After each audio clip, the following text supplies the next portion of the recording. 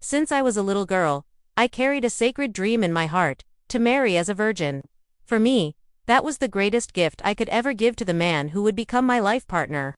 I grew up listening to love stories, fairy tales that always ended happily, and I truly believed my story would be no different. I dreamed of the white dress, the flowers, and a life built on faith and respect.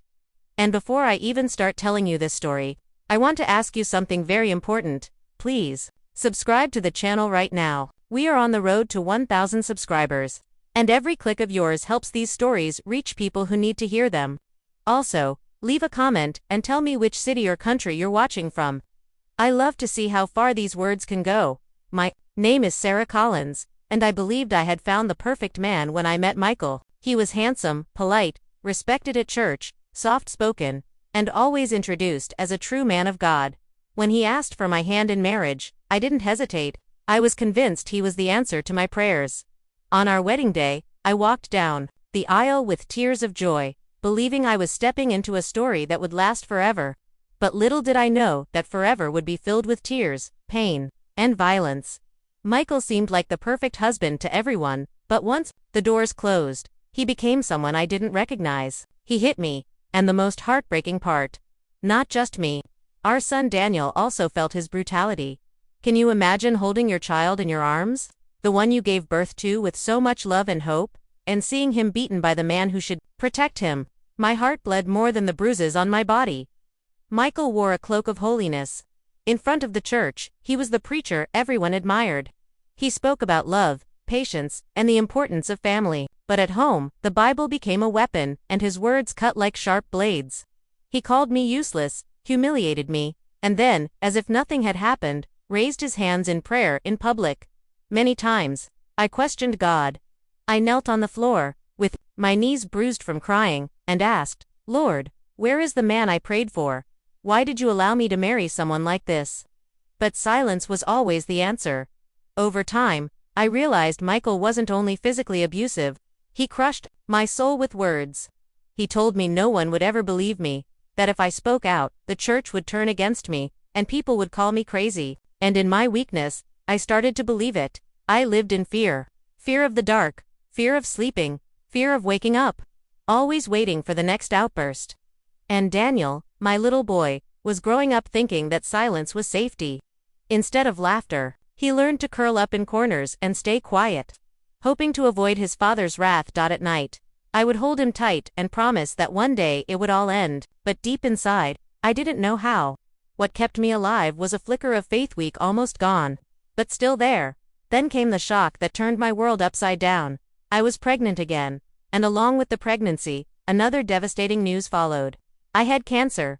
My world collapsed all at once. I was already at my emotional limit, and now my health betrayed me too. Michael didn't care. Instead of comfort, he used it against me, saying, "This is punishment. You are too weak even to live." But it was in that abyss that I began to find a thread of strength. I couldn't give up. I couldn't leave Daniel and the baby I carried without a mother. I had to fight. When the doctor confirmed the diagnosis, I thought it was the end. I remember the smell of the hospital, the cold walls, the sound of pens scratching papers as I signed for the surgery. Lying on the stretcher, I whispered, "God, don't take me now. My children need me."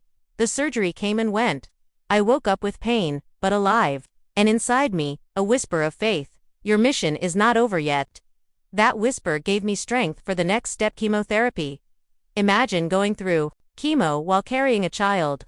My body weakened with every session. My hair fell. My skin grew pale. But inside me, a tiny heart was beating a miracle, reminding me daily that I was not alone. Daniel, so young, tried to lift my spirit.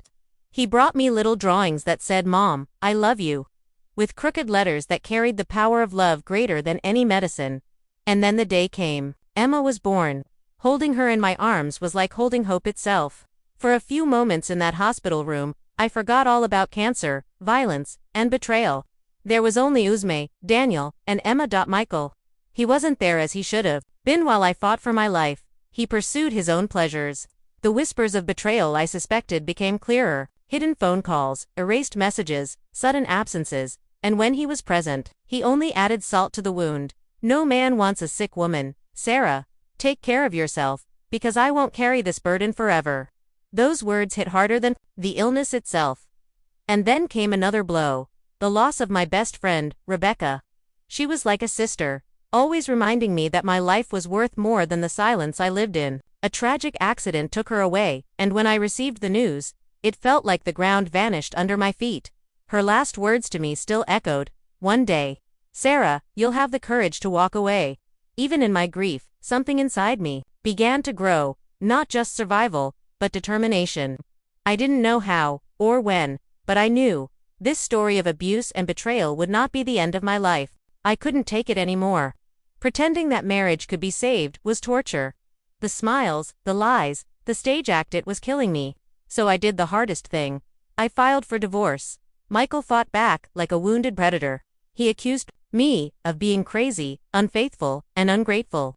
In court, he played the saint, bringing church members as witnesses, trying to make me look like the villain. For a while, I thought I would lose everything, even my children.